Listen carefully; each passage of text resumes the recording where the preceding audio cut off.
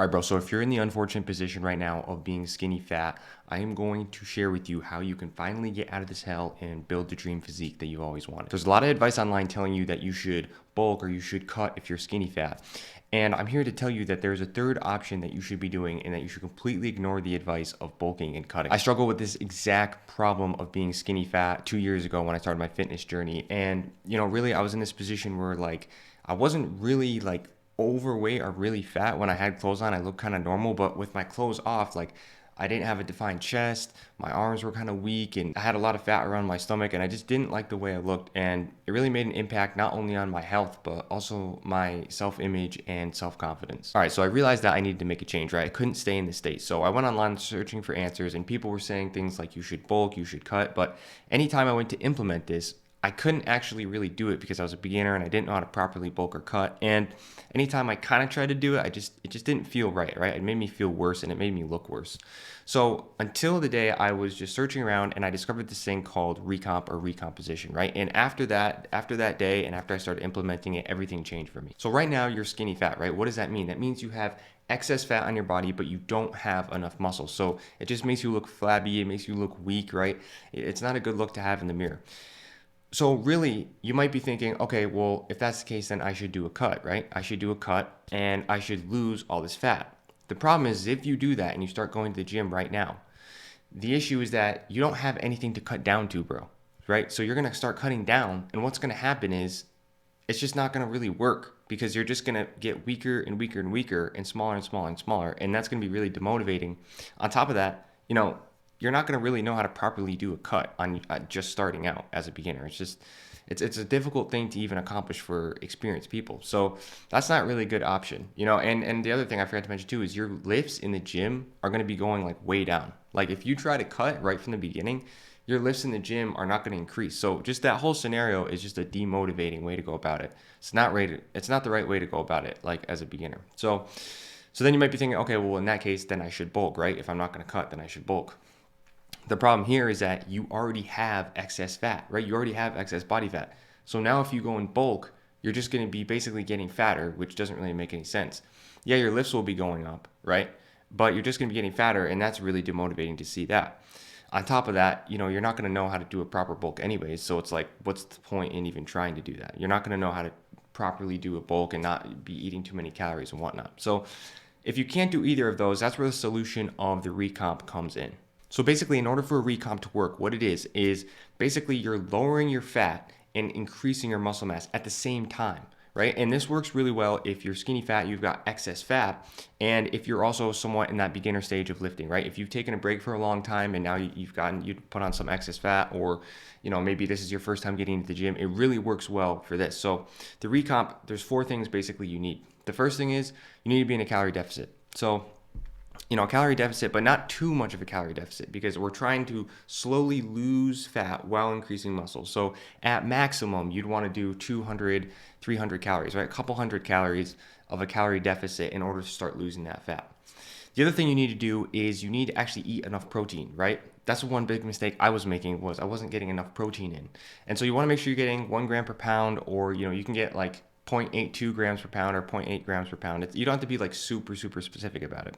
Just within that range, somewhere between 0.8 and 1 gram is enough. And you need to start eating that amount every single day, okay? So if you're 140 pounds, 160 pounds, let's just say you get 160 pounds, or 160 pounds of protein, 160 grams of protein every single day, right? And if you do that, what's going to happen is you're also going to be eating more protein, which is really filling. So this whole idea of going into a calorie deficit of 200 to 300 calories, you might actually be able to, at least from my experience, you might be able to completely ignore the idea of doing that, because you might, by eating more protein, feel more full and you'll be eating less anyways. So I kind of let that self-regulate for the first month or two. I wouldn't super worry about making sure you're in a deficit. I just make sure that you hit your protein goal.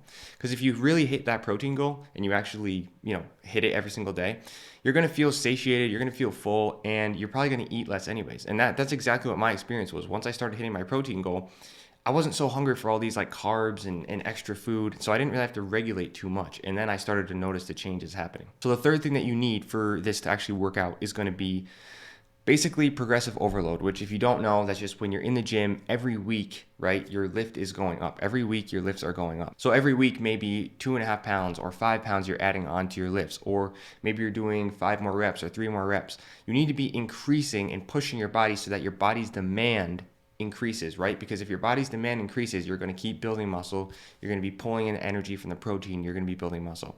If you just lift the same every single week, you're not increasing the demand on your body. So it's not going to build more muscle because it doesn't need it, right? Our body just adapts and does whatever it has to do. So make sure you're actually pushing yourself. That's a mindset thing. And it's also something that you can track, but you want to make sure that you're applying progressive overload literally every single week. Last thing you need to focus on is sleep. People don't talk about this shit, man. I don't know why, but I try to take a holistic view when it comes to fitness and when it comes to just self-improvement in general. But sleep is so important. Sleep is going to be key. Sleep is going to be key for you to be building more muscle.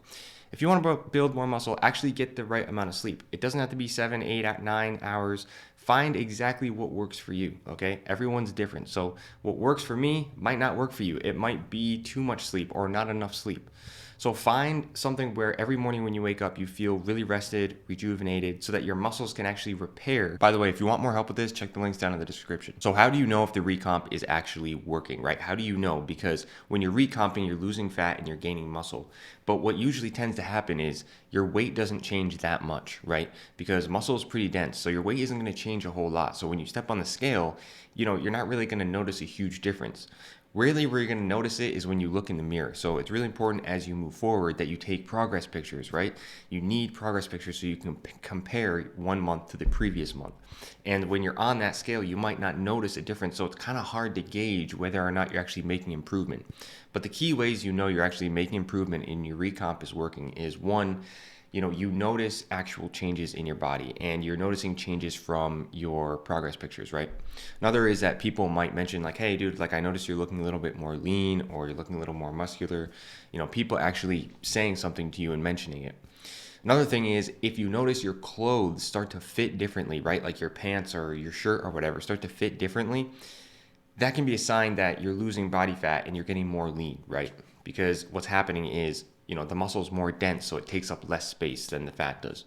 So your clothes might be getting a little bit smaller, but you're kind of maintaining the same weight. And lastly, the other thing is if you're in the gym, one of the main ways you can know the recomp is working is that your lifts are going up. If your lifts are going up, right, but your weight's kind of maintaining the same, you can pretty much be sure your recomp is working because that means that you're increasingly building muscle and strength. So if you're skinny fat, forget the idea of bulking or cutting in the beginning, right? From the beginning, what you want to do is just go right into the recomp. Do that for 3 months, do that for 6 months, right? Because in the beginning, that's one of the only times you can do it. From that point, decide if you want to cut or bulk.